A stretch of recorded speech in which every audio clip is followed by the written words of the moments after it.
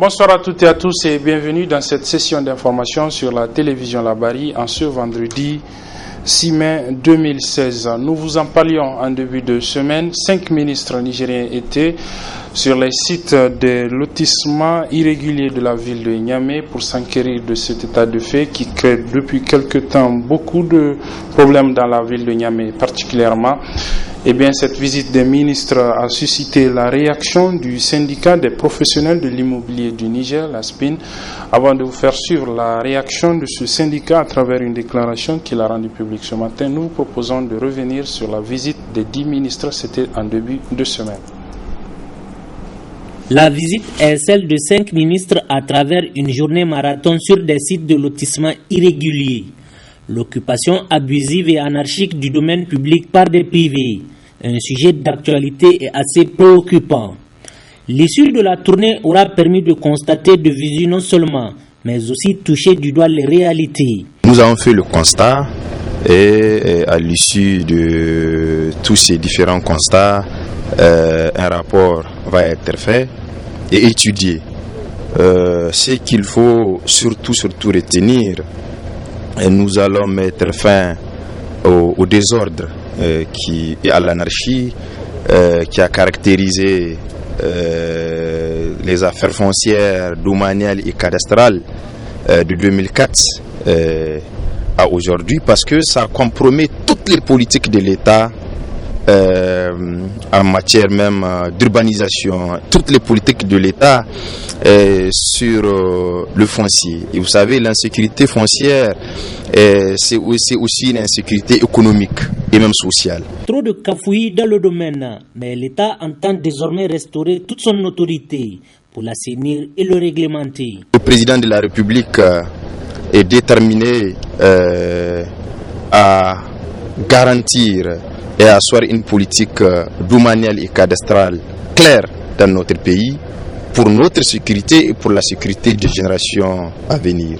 C'est la détermination aujourd'hui de l'État, sous la conduite du président de la République, à assainir ce secteur et à combattre toutes les formes et toutes les fraudes liées à l'occupation du domaine public.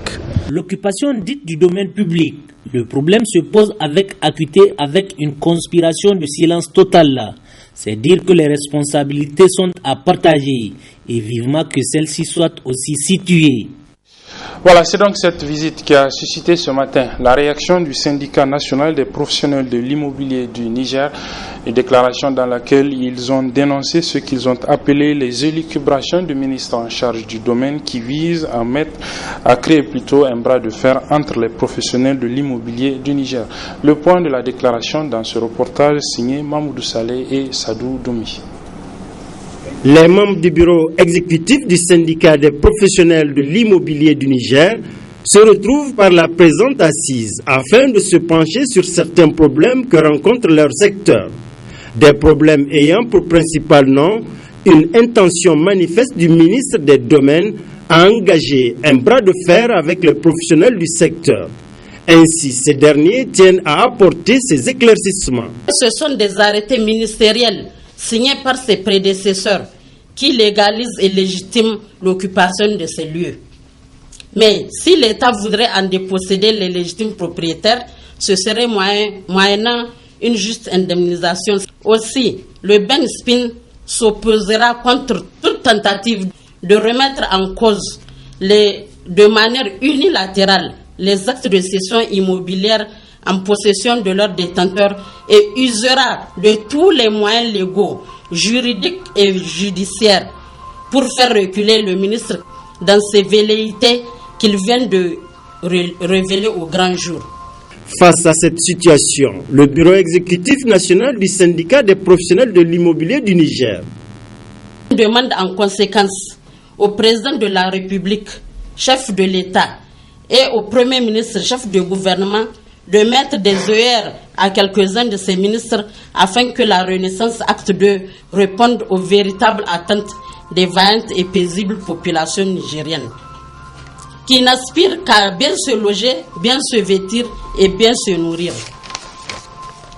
Néanmoins, le Ben Spin reste ouvert au dialogue. Un dialogue avant de passer à la vitesse supérieure pour défendre leurs intérêts par tous les moyens légaux. Aussi, le Ben Spin appelle ses militants à une vigilance sans faille. Voilà, c'est désormais par système automatisé que va être géré le partage du quota des pèlerins entre les agences de pèlerinage de notre pays, et cela va commencer avec le Hajj de cette année, le Hajj 2016. Le commissariat plutôt à l'organisation du Hajj a décidé donc d'instaurer le système de gestion automatisée du Hajj et de la Oumra, le GAO. Qu'est-ce que c'est? Élément de réponse dans ce reportage signé Nasser Dantoufou. À ce Hajj 2016, il ne sera plus question de partage de quotas entre différentes agences de pèlerinage et de la Oumra. Le commissariat à l'organisation de Hajj et Oumra a instauré cette année la gestion automatisée de Hajj et Oumra GAO à la grande satisfaction des responsables de ces agences. Cette année, on ne peut pas dire qu'il y a des polémiques sur les partages du quota, de la mesure où cette année on est parti vers les GAO intégrales, ce qui suppose qu'il n'y a plus de quotas à partager. C'est l'ensemble du quota octroyé au Niger qui est mis en place et qui a mis sur la table. Le GAO vient vraiment trouver une situation très difficile. Et pour nous, ce système automatisé est un système qui va permettre vraiment de mettre toutes les agences au même pied d'égalité. Pour l'heure, s'il existe un point de discorde entre agences et le COHO, c'est au niveau du prix du billet d'avion. Cette décision, nous ne comprenons pas. Dans la mesure où les dollars étaient dans les mêmes taux que l'année dernière, les prix du carburant n'ont pas augmenté, donc nous ne connaissons pas vraiment les raisons de cette augmentation. Donc c'est pourquoi au départ, quand vous avez vu, nous sommes sortis vraiment dans les médias pour décrire quand ils ont annoncé les prix de 2 300 000 quelques francs pour les billets d'avion.